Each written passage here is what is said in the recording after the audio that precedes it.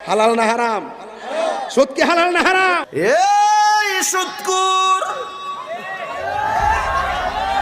সামাজিক যোগাযোগ মাধ্যমে বেশ আলোচিত ইসলামী বক্তা মুফতি মোহাম্মদ গিয়াসউদ্দিন তাহিরি এবার ত্রয়োদশ জাতীয় সংসদ নির্বাচনে অংশ নিচ্ছেন হবিগঞ্জ ৪ আসন থেকে। আগের বিভিন্ন ওয়াজ মাহফিলে তিনি সুদ খাওয়া বন্ধ করার আহ্বান জানিয়ে সুদখোরদের বিরুদ্ধে প্রতিবাদও জানিয়েছিলেন, যা তার প্রাসঙ্গিক ও প্রভাবকে তখন আরও শক্তিশালী করেছিল। কিন্তু এবার ত্রয়োদশ জাতীয় সংসদ নির্বাচনে অংশ নেওয়ার সময় জমা দেওয়া হলফনামায় প্রকাশিত হয়েছে যে তার বার্ষিক আয়ের প্রধান উৎসই হল ব্যবসা, কৃষি এবং ব্যাংক আমানতের থেকে প্রাপ্ত সুদ। এই তথ্য প্রকাশ হতেই অনলাইন ও সামাজিক যোগাযোগ মাধ্যমে তা ব্যাপকভাবে ভাইরাল হয়েছে এবং ভোটারদের মধ্যেও নতুন আলোচনার সৃষ্টি করেছে।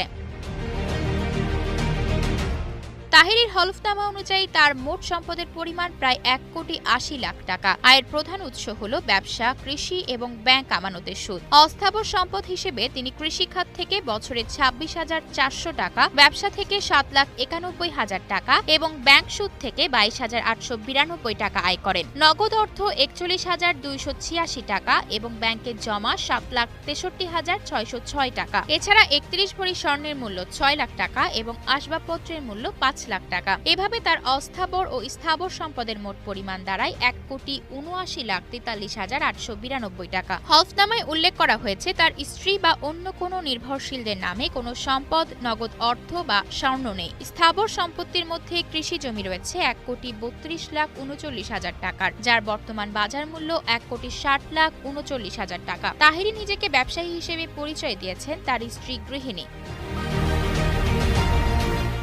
তিনি আরও জানিয়েছেন তার বিরুদ্ধে ৩টি মামলা রয়েছে, যেগুলো ২০২৪ সালের ৫ আগস্টের পর দায়ের হয়েছে। তাহিরির বাড়ি কুমিল্লা জেলার দাউদকান্দি উপজেলায়, শ্বশুরবাড়ি মাধবপুরে হওয়ায় এই আসনেই তিনি প্রার্থী হয়েছেন। রাজনৈতিক মহলে এই হলফনামা বিশেষভাবেই আলোচিত হচ্ছে। হুজুর পরিচয়ের এই প্রার্থী সম্পদের স্বচ্ছতা প্রকাশের মাধ্যমে অনলাইন ও সামাজিক যোগাযোগ মাধ্যমে ভাইরাল হয়েছেন। রাজনৈতিক বিশ্লেষকরা বলছেন এমন হলফনামা নির্বাচন প্রক্রিয়ায় স্বচ্ছতা ও দায়বদ্ধতা তুলে ধরার একটি গুরুত্বপূর্ণ দিক।